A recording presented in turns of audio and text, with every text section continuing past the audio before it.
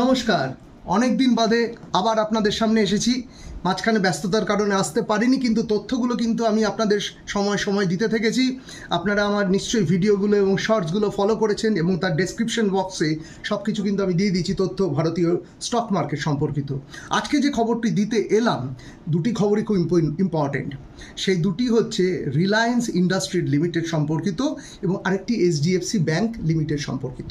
এই দুটি ভারতবর্ষের সর্ববৃহৎ কোম্পানি। কারণ মার্কেট ক্যাপ যদি দেখেন, রিলায়েন্সের মার্কেট ক্যাপ প্রায় 20 লক্ষ কোটি টাকা, এইচডিএফসি ব্যাংকের যে মার্কেট ক্যাপ সেটা প্রায় 15 লক্ষ কোটি টাকা। দুটি বৃহৎ ভারতবর্ষের যে মার্কেটকে অপারেট করে তাদের খবর নিয়ে আজকে এসেছি। এবং এদের দুটো কোম্পানিরই Q1 রেজাল্ট কিন্তু বেরিয়েছে, যেটা আমি ছোট্ট করে তথ্যভিত্তিক আপনাদের আগেই দিয়েছি।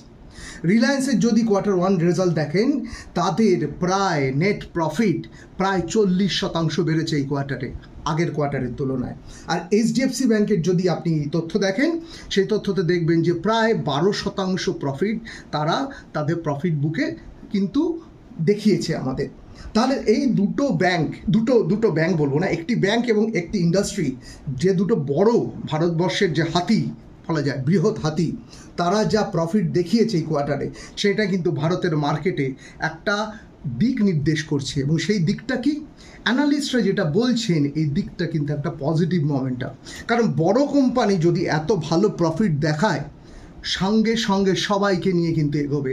এবং সাথে ভারতের যে নিফটি, ভারতের ব্যাংক নিফটি, ভারতের সেন্সেক্স, সবাই কিন্তু অগ্রগতি দেখাবে।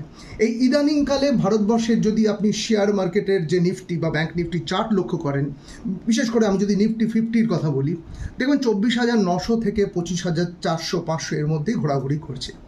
এই দুটি নিউজ কিন্তু একটা পজিটিভ মোমেন্টাম আনতে পারে ভারতবর্ষের এই ইকুইটি মার্কেটে।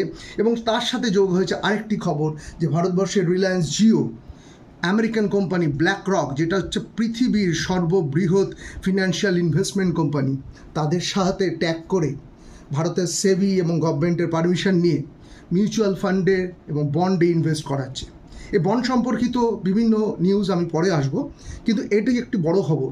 এই খবরগুলোকে যদি অ্যাকুমুলেট করেন, যেটা দেখা যাচ্ছে যে ভারতবর্ষের ইকুইটি মার্কেট বা শেয়ার মার্কেট কিন্তু শর্ট টার্ম বা লং টার্ম যেখানেই বলুন একটা দিক নির্দেশ করছে, এবং সেটা কোনোভাবেই নেগেটিভ না, সেটা পজিটিভ। এবং অ্যানালিস্টরা কী বলছেন, বিশেষজ্ঞরা কী বলছেন, আমি